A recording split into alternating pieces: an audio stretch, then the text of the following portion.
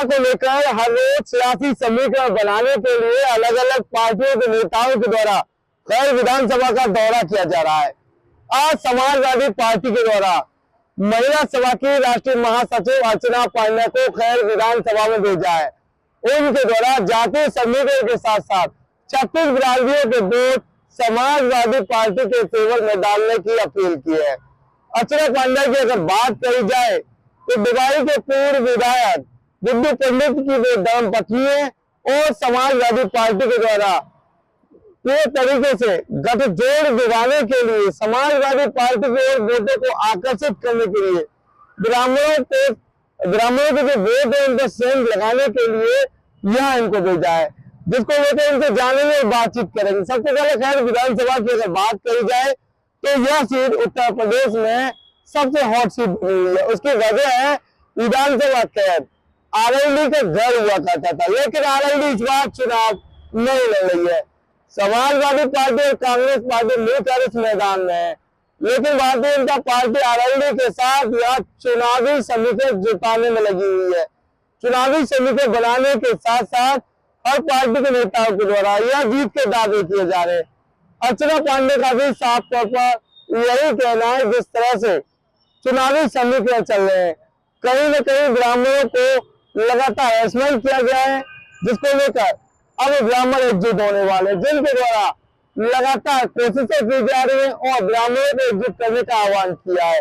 फिलहाल मौजूदा हालातों की अगर बात करी जाए तो खैर विधानसभा में समीकरण काफी दिलचस्प नजर आ रहे हैं। उसकी वजह है 5 प्रत्याशी चुनावी मैदान में, सभी प्रत्याशियों के नेताओं के द्वारा लगातार कोशिश की जा रही है चुनाव को अपने पाले में लाया जा सके, लेकिन जनता बहुत तेजी से पूरे मामले को समझ चुकी है।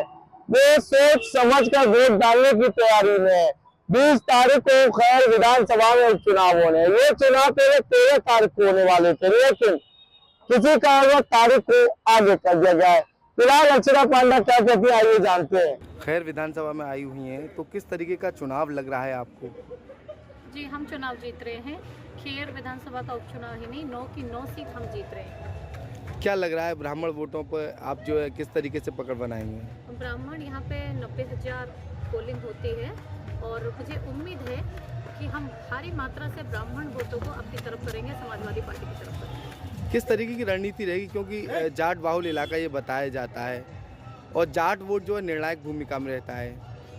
जी जाट भी पूरा सपोर्ट कर रहे हैं, समाजवादी पार्टी के साथ है और ब्राह्मणों पे जिस तरह से अत्याचार हुआ है, क्योंकि मैं अर्चना पांडे ब्राह्मण हूँ खुद, तो मैं जरूर ही अपने समाज के प्रति एक संदेश दूंगी कि हमारे समाज का जितना भी फेक एनकाउंटर्स हुए हैं और जितना भी उत्पीड़न हुआ है ब्राह्मणों के प्रति, और आए दिन भाजपा के विधायक जिस तरह से हमारे आराध्य देवता हिंदुओं के आराध्य देवता भगवान परशुराम जी के ऊपर जैसे ही अप्रीतिकर मंतव्य देते हैं, तो ब्राह्मण समाज एक तरफा समाजवादी पार्टी को वोट देने जा रहे हैं इस बार।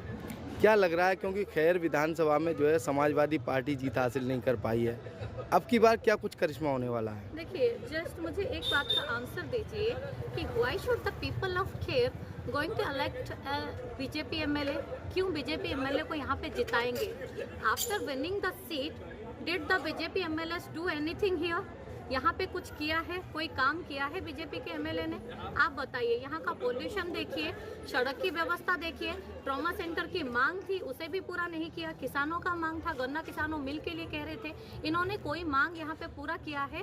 तो लोग बार बार क्यों चाहेंगे? अंतर्राष्ट्रीय स्तर पर एयरपोर्ट की बात कर रहे हैं लोग जी, और ट्रांसपोर्ट नगर की बात कर रहे हैं, और जिस तरह से बताया जा रहा है कि यहाँ पर तमाम जो विकास ऑर्डिनेंस फैक्ट्री की बात कर रहे हैं, तो ये सारी चीज़ें ये बता रहे हैं, तो उसके लिए क्या? ये सारे मुद्दे हैं जिस मुद्दे को लेके भाजपा की सरकार लगातार विफल रहे हैं।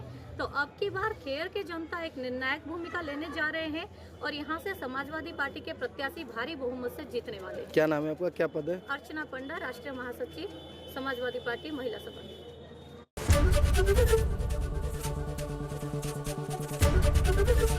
एबीपी गंगा, खबर आपकी, जुबान आपकी।